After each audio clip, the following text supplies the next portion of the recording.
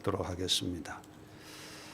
사도행전 1장 9절 10절 함께 찾아서 합독하도록 하겠습니다. 9절부터 시작. 이 말씀을 마치시고 그들이 보는 데 올려져 가시니 구름이 그를 가리어 보이지 않게 하더라. 올라가실 때에 제자들이 자세히 하늘을 쳐다보고 있는데 흰 옷 입은 두 사람이 그 곁 11절까지 읽겠습니다. 이르되 갈릴리 사람들아 어찌하여 서서 하늘을 쳐다보느냐. 너희 가운데서 하늘로 올려지신 이 예수는 하늘로 가심을 본 그대로 오시리라 하였느니라. 아멘. 자, 오늘은 이 말씀을 가지고 날마다 갈멜산으로 감람산으로 죄송합니다. 이제 지난 주일날 다시 갈릴리에서 만나서 치료되고 위로되고 회복되는 은혜를 누려서 이제 사역을 시작을 합니다. 그런데 우리도 예수님의 어떤 위로 한 번 받았다고 다 되는 게 아니잖아요. 또 은혜 한 번 받았다고 또 불같은 성령의 능력을 경험했다고 그 다음부터 아무 문제가 없으면 괜찮은데 그게 아니거든요. 이제 그런 은혜를 통해서 계속해서 그런 은혜를 유지하고 또 사모하고 또 하나님의 더 큰 은혜와 인도하심을 또 누리면서 하나님의 그 충만한 은혜 속에 우리가 거하는 삶을 살아야 되는데, 자, 우리가 이제 갈릴리에서 끝나는 게 아니고 다시 예루살렘에 와서 감람산에서 이제 예수님의 모든 사역은 끝이 납니다. 그래서 감람산에서 이제 승천하시는데 이 감람산의 네 가지 의미를 이제 40일을 마치시고 이제 우리의 일상으로 돌아가서 생활할 때 날마다 감람산의 의미, 감람산의 어떤 신앙, 영성을 우리가 잊어서는 안 됩니다. 여러분, 감람산 하면 여러분에게는 뭐가 기억이 납니까? 기도, 겟세마네 동산이 있는, 또 감람산 하면 올리브, 오늘 올리브 선물 받았는데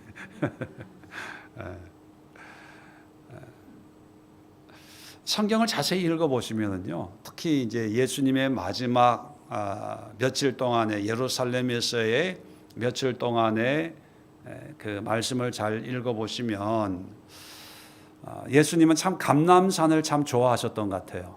늘 감람산을 다니셨는데 그러다 보니까 이제 예수님의 사역의 마지막 때가 되다 보니까 사람들이 늘 이제 관심을 가지시는데 마태복음 24장부터 25장까지의 내용이 마지막 때의 징조와 또 그러한 징조 속에 우리가 어떻게 신앙생활을 해야 될까를 마지막 설교를, 대중 설교를 어디서 하셨냐? 감람산에서 하셨거든요. 그래서 마태복음 24장 3절에 보면 예수께서 감람산 위에 앉으셨을 때 제자들이 조용히 와서 이르되 우리에게 이루소서 어느 때 이런 일이 있겠사오며 또 주의 임하심과 세상 끝에는 무슨 징조가 있사오리까.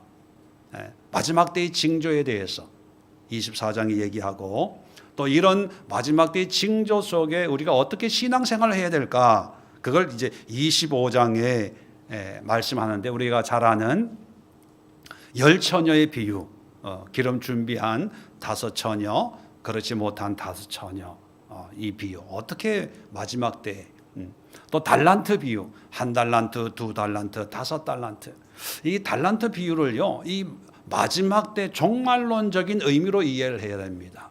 그냥 평소에 그냥 하나님 주신 달란트 가지고 열심히 봉사하고 이런 의미로 예수님이 말씀하신 게 아니라 마지막 때가 되면 1 달란트 있는 사람은 10 달란트로, 5 달란트 받은 사람은 20 달란트로 이렇게 최선을 다해서 그렇게 살아야 되는 거야, 이런 의미거든요.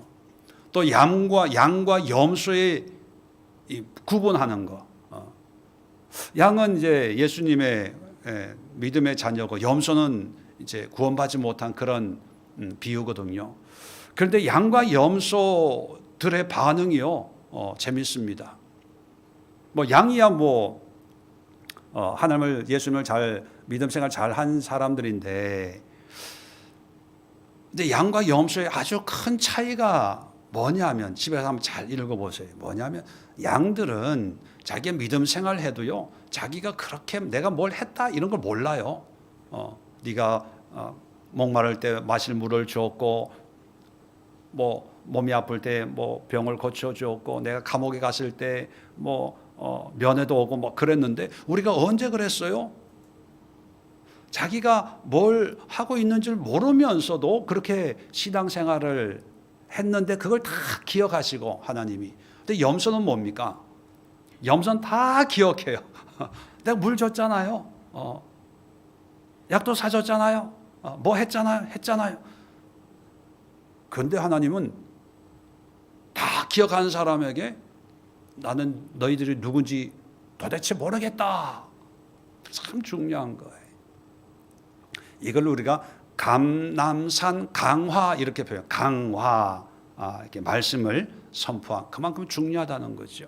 그래서 여러분, 감남산 이제 우리가 40일 예수님이 승천하시고 난 뒤에 이제 마지막 장소가 감남산이잖아요. 감남산의 의미 첫 번째가 말씀이에요. 말씀. 그런데 이 말씀은 그냥 성경의 어떤 지식적인 이런 말씀도 물론 포함되지만 더 중요한 것은 마지막 때에 하나님의 뜻에 합당한 말씀. 말씀 많이 아는 것도 좋은데 중요한 것은 내가 어떻게 살아야 되냐를 알아야 되거든요. 근데 많은 분들이 말씀을 많이 암송하고 기억하고 지식은 많은데 그런 말씀을 가지고 내가 어떻게 살아야 될까에 대해서 몰라요. 근데 이 감람산에서 마지막 유언과도 같이 이 대중들에게 마지막 때 이렇게 살아야 돼. 앞으로 징조가 이런 일들이 일어날 텐데 무서워하지 말고 걱정하지 말고 너희는 이렇게. 그래서 40일 마치시더라도 이제 예수님의 말씀이 무엇이고 그 말씀에 합당한 나에게 주어진 그 말씀에 합당한 삶이 무엇이고 내가 그렇게 살아야 되는구나. 머리로 가는 게 아니라 말씀이 가슴으로 가서 손과 발로 가야 돼. 입으로 가면 안 됩니다. 입으로 가면 안 돼요. 가슴에 와서 손과 발로 그렇게 사는 거예요. 두 번째는 아까 말씀드린 것처럼 감람산 하면 기도예요. 기도. 누가복음 21장 37절에 보면 예수께서 낮에는 성전에서 가르치시고 밤에는 나가 감람원이라는 산에서 쉬시니. 낮에는 성전을 가르치시고 밤에는 감람원이라는 게 이제 동산 산이라는 의미거든요. 밤에 쉬셨다. 감람산에서 주무셨겠어요? 주무신 것은 베다니에서 주무셨는데 쉬셨다는 의미는 혼자만의 시간을 가졌다는 거예요. 그게 뭐냐? 기도거든요. 그래서 누가복음 22장 39절에 예수께서 나가사 습관을 따라 감람산에 가심에 제자들이 따라갔더니 습관처럼 감람산에 갔는데 우리는 그 다음 이야기를 알죠. 겟세마네 동산에서 하나님 앞에 간절히 이 잔이 지나가기를 원합니다. 기도했던. 그래서 예수님은요, 기도가 쉬는 거예요. 근데 우리는 기도가 뭡니까? 엄청 큰 일이죠. 기도가 일이에요. 근데 그 일이라는 기도를 한계를 뛰어넘어야 쉼이 되는 거예요. 하나님하고 만나는 게 기도가 일인 이유가 뭐냐면 응답 받으려고. 기도 제목 가지고 하나님 해주세요 이런 어떤 목적이나 의미나 어떤 내가 구하는 거에 대한 갈망하고 원하고 이런 게 크다 보니까 그 기도 시간에 그런 마음으로 하나님 앞에 나아가다 보니까 우리가 좀 힘든 면이 있는데, 기도가 나의 쉼이다라고 하는 건 뭡니까? 그 기도 제목들을 뛰어넘는 거예요. 뛰어넘고 그냥 하나님 한 분만으로. 이런 걸 생각해 보면 돼요. 결혼한 딸이 친정 엄마한테 뭐를 이제 부탁하려고 친정집에 갈 때 어떻게 부탁을 하려면 어떻게 해야 됩니까? 뭐 선물도 사가야 되고 뭐도 해야 되고 말도 어떻게 꺼내야 될까?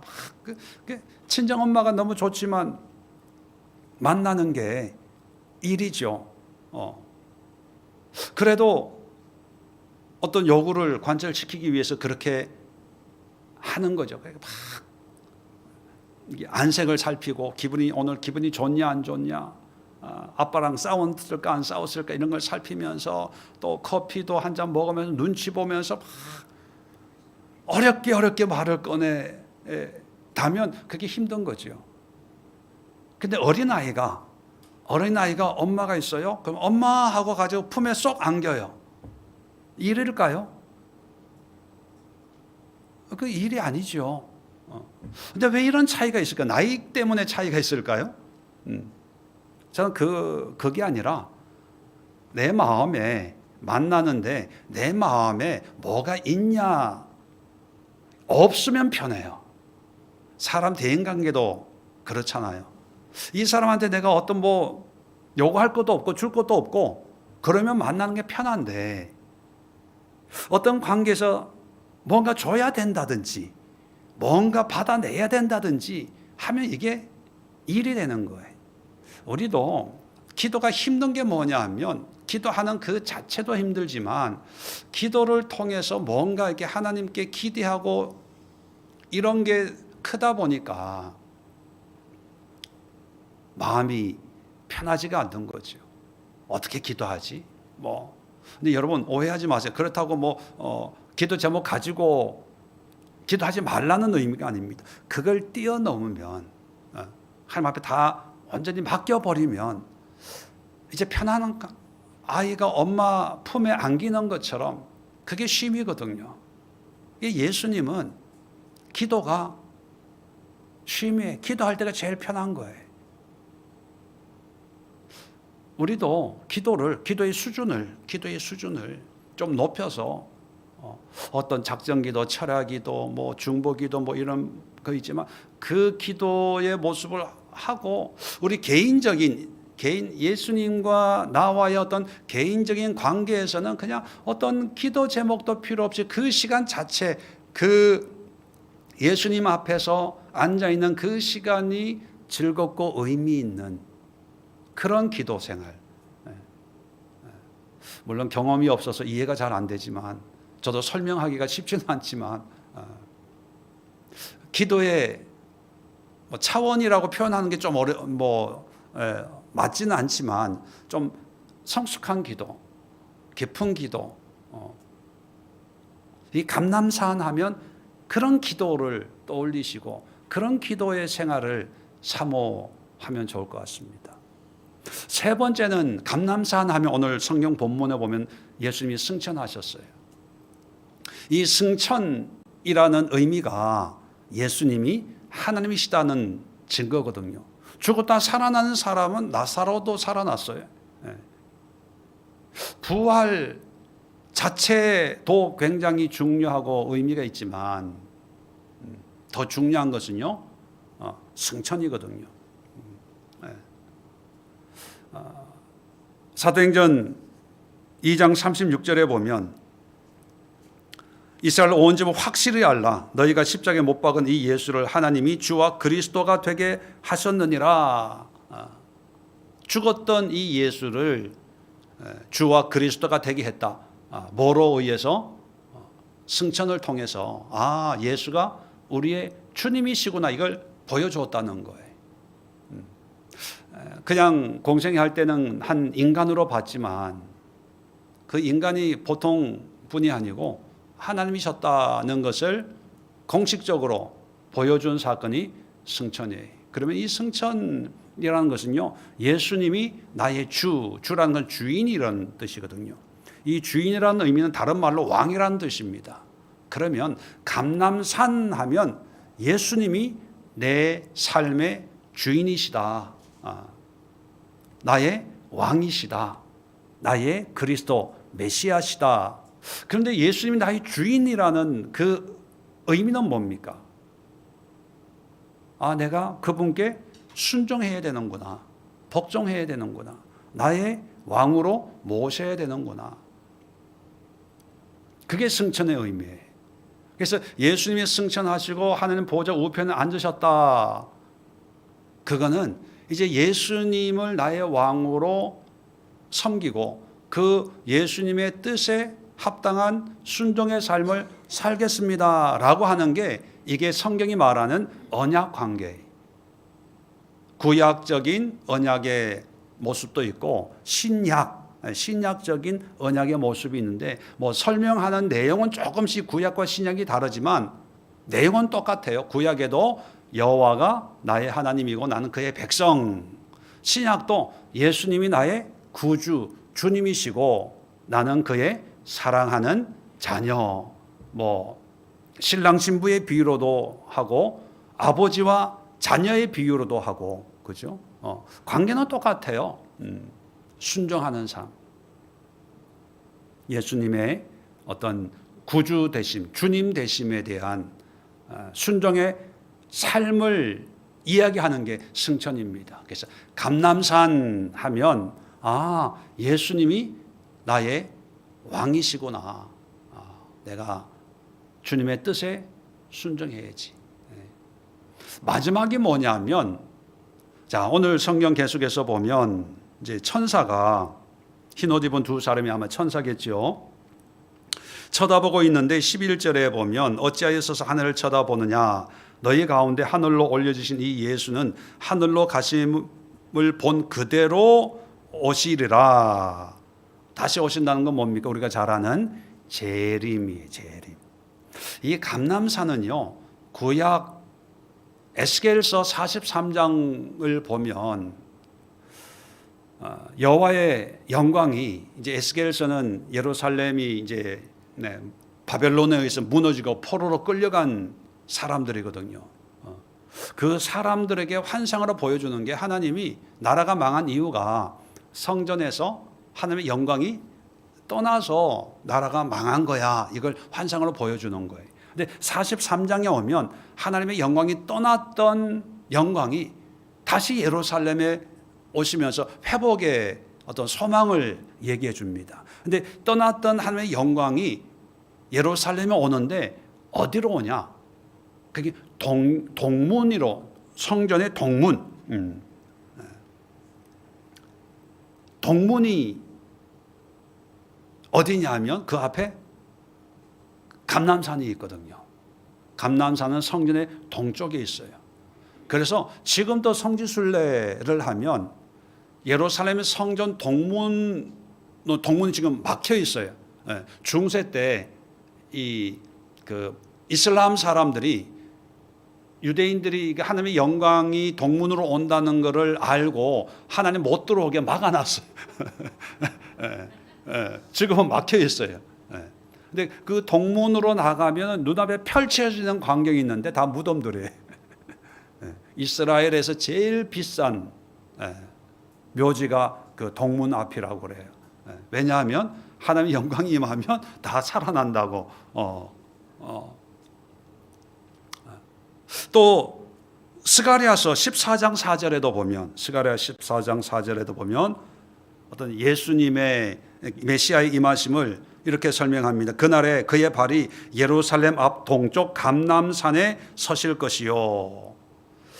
그래서 구약에서는요, 하나님의 영광의 임재를 항상 감람산으로, 그래서 거기서 많이 기도를 하고 뭐 이러지 않았나. 그렇게 보면 우리 그리스도인들도 예수님도 보신 대로 다시 오신다라고 하면 추측컨대 감람산에 오시지 않을까. 이건 모르는 거예요. 어떻게 될지. 근데 이제 성경적으로 추측을 해보면 그러면 감람산이라는 어떤 어떤 특정 산의 의미보다도 또 어떤 감람산이 있는 지형적인 지리적인 의미보다도 더 중요한 건 뭡니까? 예수님이 재림한다는 거예요. 재림. 이건 우리 믿는 자에게는 소망의 기쁨의 날이죠. 안 믿는 자에게는 심판의 날이지만, 그러면 이 감람산이 우리에게 주는 의미는 소망을 줘요. 아무리 힘들어도, 아무리 어려워도 예수님이 승천하신 이 감람산의 어떤 신앙, 믿음이란 게 뭐냐? 그래도 예수님의 재림, 이 땅을 회복하시고 우리의 모든 약함을 회복하시는 그런 하나님의 시간이 내 앞에 있다. 지금은 죽을 것 같아도 빠져나갈 어떤 빛 하나 들어올 수 없는 그런 암흑천지 같아도 우리는 감람산에 믿음이 있거든요. 그것은 다시 오신다. 그날이 되면 새하늘, 새 땅, 새 예루살렘, 새로운 하나님의 역사가 펼쳐지는 그날이 나에게 찾아온다는 그런 소망을 가질 수 있는 거지요.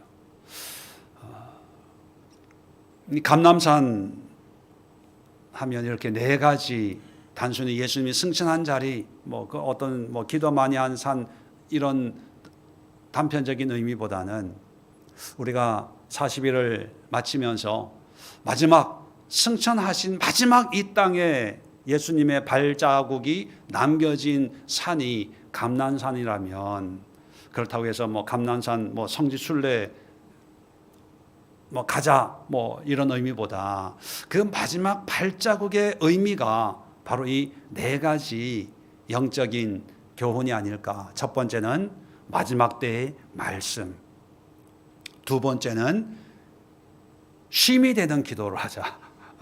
쉼이 되는 기도. 세 번째는 예수가 나의 주님이시다, 나의 주인이시다, 나의 왕이시다. 마지막으로 예수님의 소망, 믿음의 소망을 가지고 우리가 예수님이 걸었던 그 팔레스타인 그 땅의